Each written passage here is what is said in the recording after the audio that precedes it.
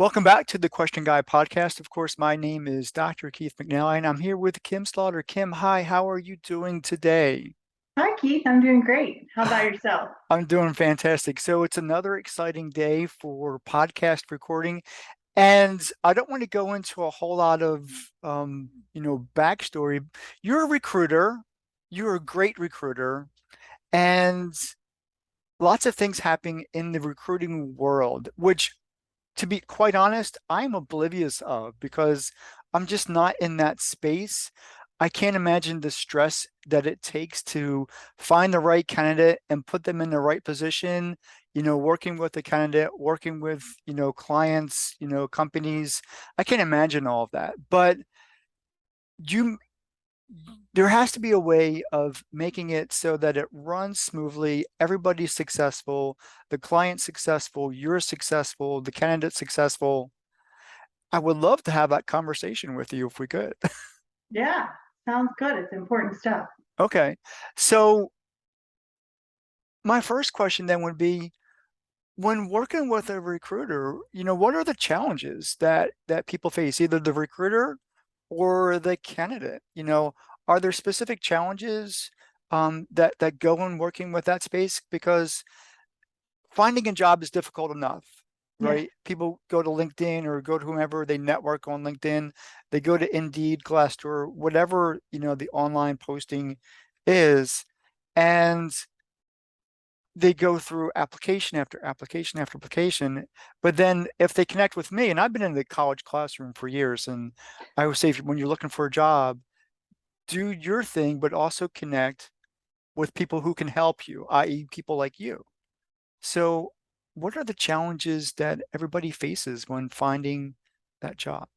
Yeah, so you're right. It is very challenging. And I think the statistic is 73% of people, according to Career Builder, report that their job search is the most difficult thing in their life. Wow, 73%. that's That's a a lot. lot of people. Yeah. Yeah.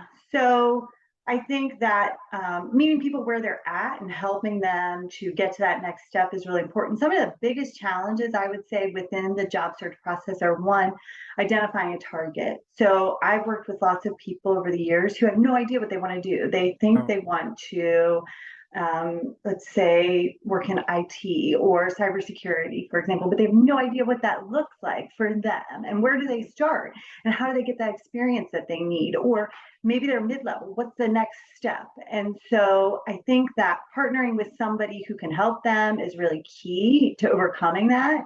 And I think that's why the market is there's a lot of people in the market who want to write your resume for you or who want to coach, for a fee. But of right, course, I'm right. always skeptical of those people. I mean, I think it's good to help people when you can, but I just am skeptical about people who, charge any kind of exuberant fee for coaching or resume writing. So I think that's the first biggest challenge. But then from there, your preparation, writing your resume, preparing for the interview, actually applying for the job. Sometimes these applications online, they are just, I mean, long and tedious and time consuming, and you can't parse your resume. So you have to type it all out.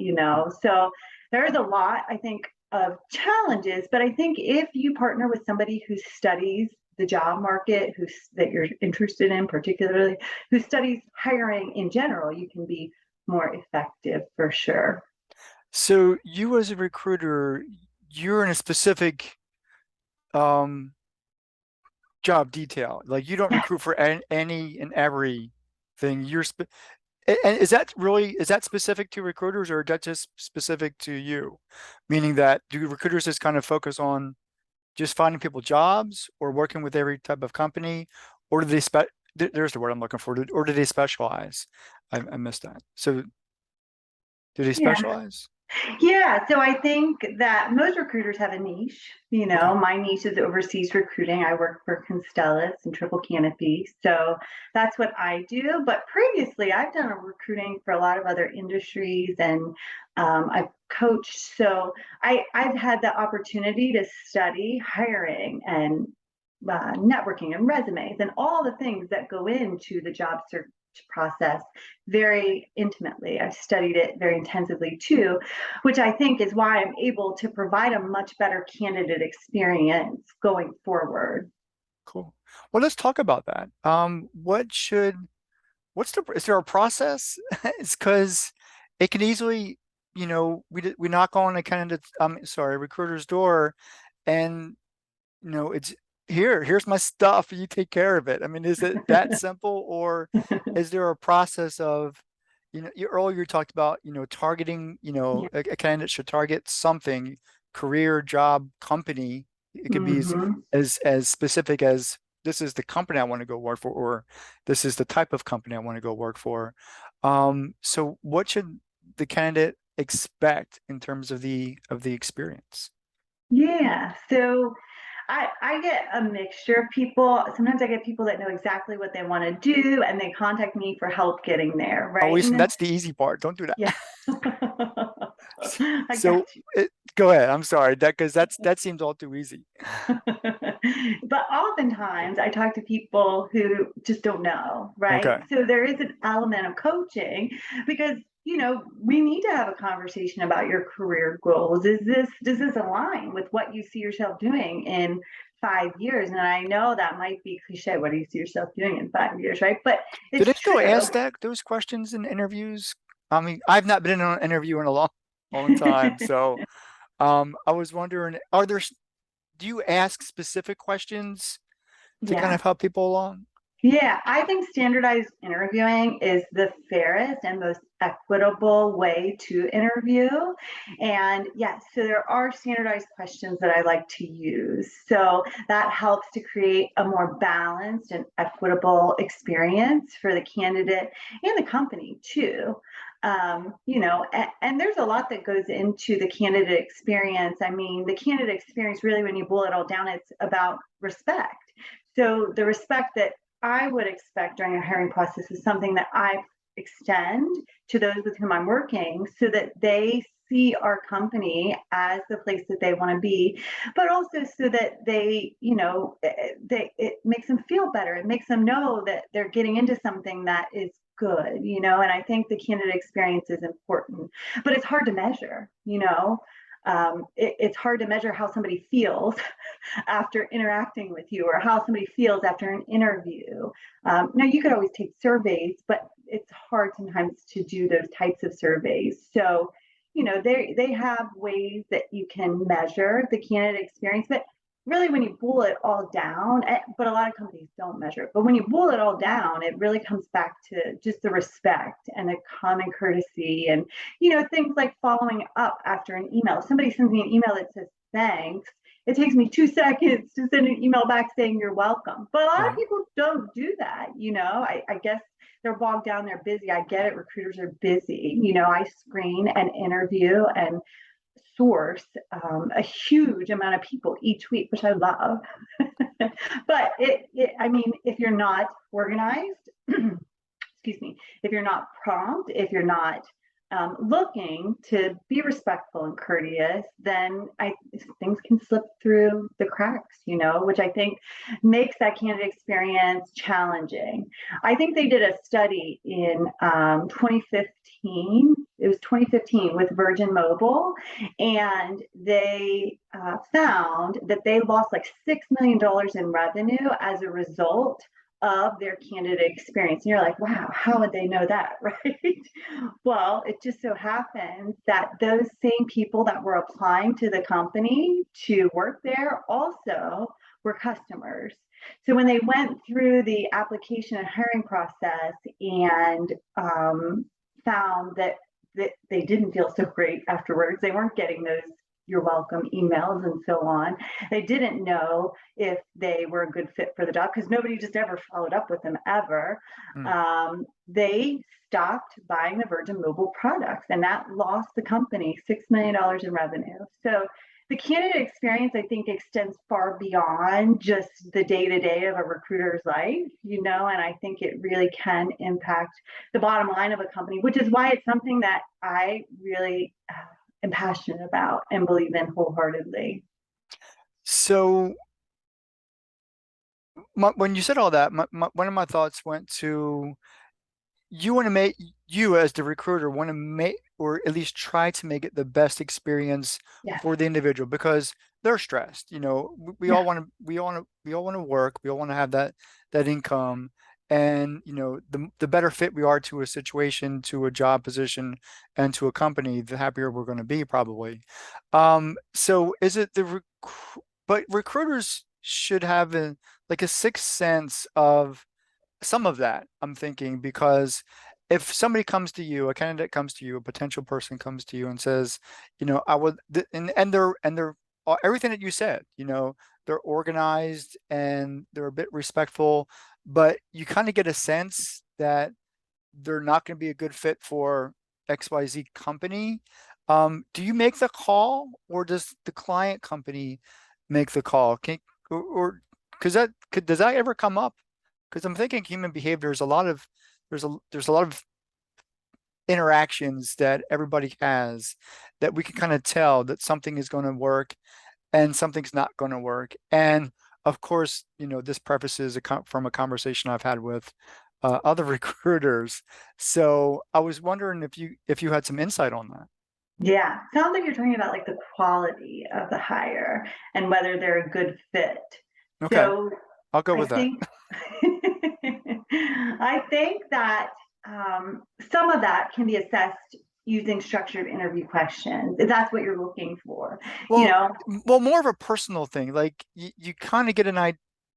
It's just not going to work, and you just kind of you feel it. There's a whole hmm lot of human to human interaction, and I hmm know I'm being vague and abstract, but sometimes we can't qualify it or quantify it. It's a gut feeling. yeah, Have you ever had the one of those gut feelings that this isn't going to work, and the candidate wants to go work for this company, but you're thinking they're better off here, or vice versa, trying to save people headaches. Again, this is hmm just kind of um, some insight, and I was wondering if you had hmm any thoughts on it. Oh yeah, yeah, yeah. And I try not to lean too much on, my feelings about something. Certainly intuition. I'm a firm believer in going with our intuition about things, but I'm also a firm believer in data and statistics. And if if everything lines up appropriately, right? And that's why the interview questions are so important. But if everything lines up appropriately, then I think they want to move forward. Then I think who am I to say that I feel like they wouldn't be a good fit because I just have some itch? Maybe that's the steak I ate for lunch or the vegetables or that indigestion. Maybe. Um, so I try to rely on the data, Okay. the information that's presented to me, and the interview questions and how they've answered. Because I think people will tell you everything you want to know if you ask the right questions. I think And you're if right. it's not a good fit, then it's people are not afraid to tell me if it's not a good fit. I'll tell you that, and I make this space comfortable enough to where they can share that. And it's okay because we want people who are qualified, competent, and ready to move forward. We don't want people who are wishy-washy. So I think it's really important to assess that before they move forward, and that saves the company time, revenue, all sorts of things in the end. So it's good. Cool. And I like that. And I think that's most appropriate. You go with the data, and let the client company make the decision, Mm-hmm. for that position, for that candidate. Yeah. Um, Going back, you talked about respect, and respect is Mm-hmm. a big thing, is a big picture. Um, how do you start building rapport with a client company in order to earn their respect as their recruiter? And that's more of a personal, you know, I've always wondered kind of question than anything else. And so I was wondering how that, because again, I'm not familiar with the recruiting space, but I was always curious as to, well, we don't want to work with you, we want to work with somebody else, but you're qualified, you're good, and you're good at your job. How do you build that respect with the client? That's a good question. Well, thank you. Yeah. Yeah. I'm living up to my brand. I think it really boils back to data. Ah, and okay. statistics. I mean, I can say all day that I'm a great recruiter, but if I have no data to support that, Okay, then what then, makes a great recruiter then? Let me ask you that question. well, I think results Okay. make a great recruiter, Are you organizing your day?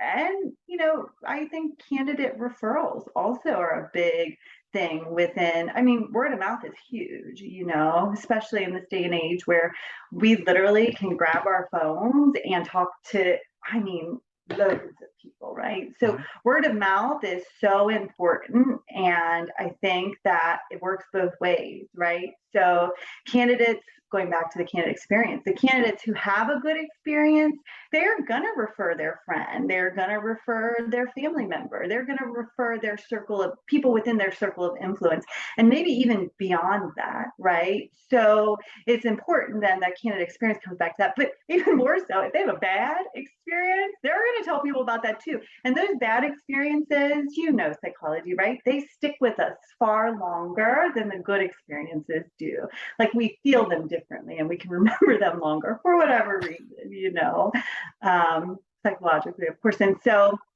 it goes back to just treating people with respect and making sure that there are touch points throughout each phase of the recruiting life cycle to where we don't miss them or drop them, and making sure there are processes and systems in place that allow you to touch each of those touch points, and that goes back to the organization too.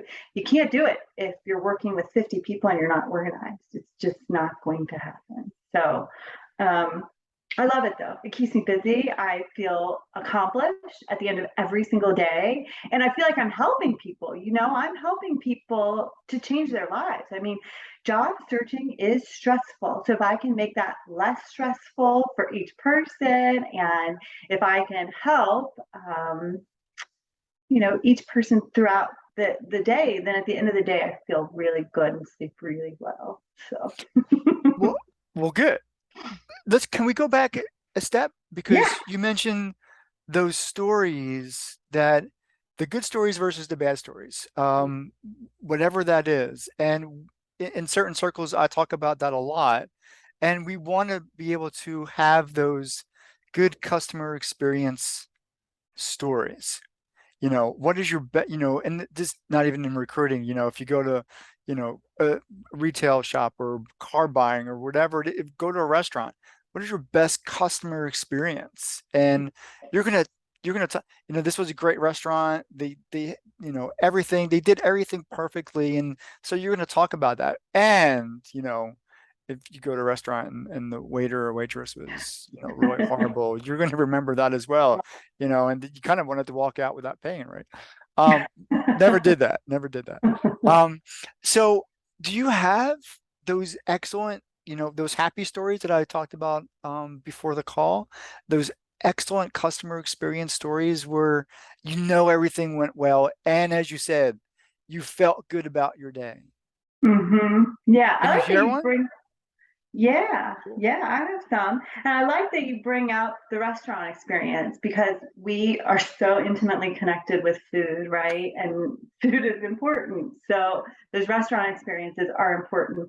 And I think I'm going to just talk generally here. Chip Bell, he's an author. He wrote a book that's called Sprinkles, and it's about creating an exceptional customer experience. So when I think about an exceptional customer experience, like you think about sprinkles on top, you want ice cream with sprinkles on top, right?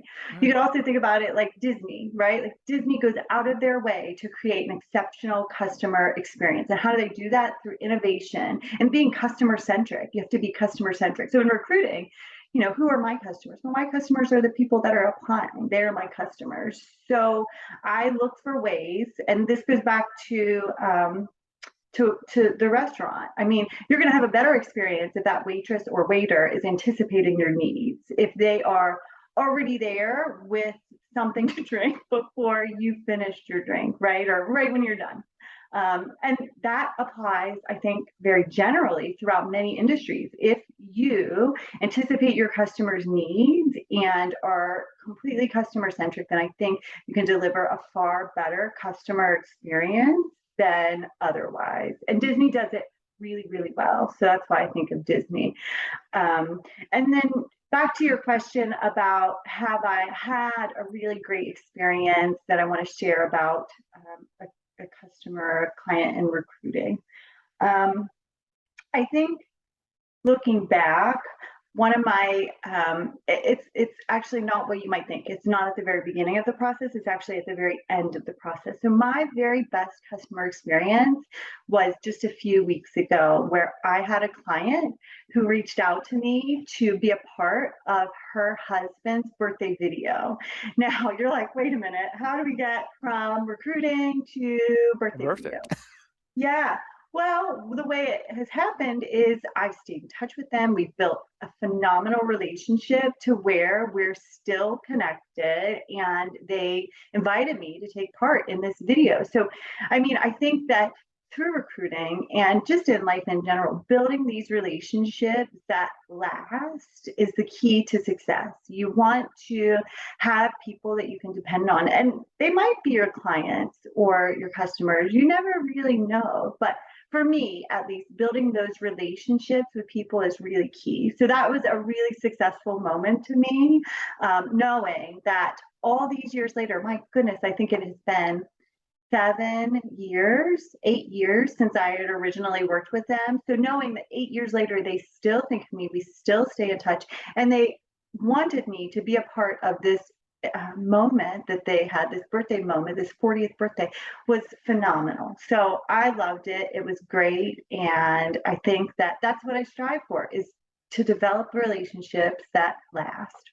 And that you couldn't have answered that question any better. And I've had a conversation last night with an individual who kind of shared a very similar story that, he helped somebody, years ago. He was a young man. And then, 15 years later, he said, what you did back then, and I'm not going to give a whole lot of details, changed my life. Right. Excuse me, I'm about to choke and cry at the same time.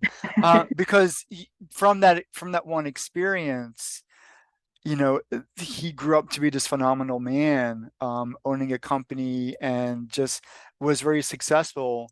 And if it, we would not know if this individual did not say these words to this Mm-hmm. to this guy, what would have happened. Mm-hmm.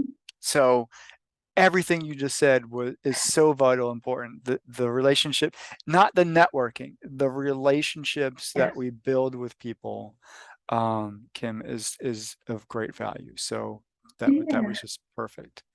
So our time's almost up, and I appreciate it. But if you have got, can you answer one more Sure. question? Can you? Because I'm the question guy. If you got one more. So what's next for you? I mean, so where do you see, do you have all these tidbits of wisdom, and you want to write a book, or do you want to do something something special? Because you got lots of wisdom to share. I think if anybody's got it going on as a recruiter, you do.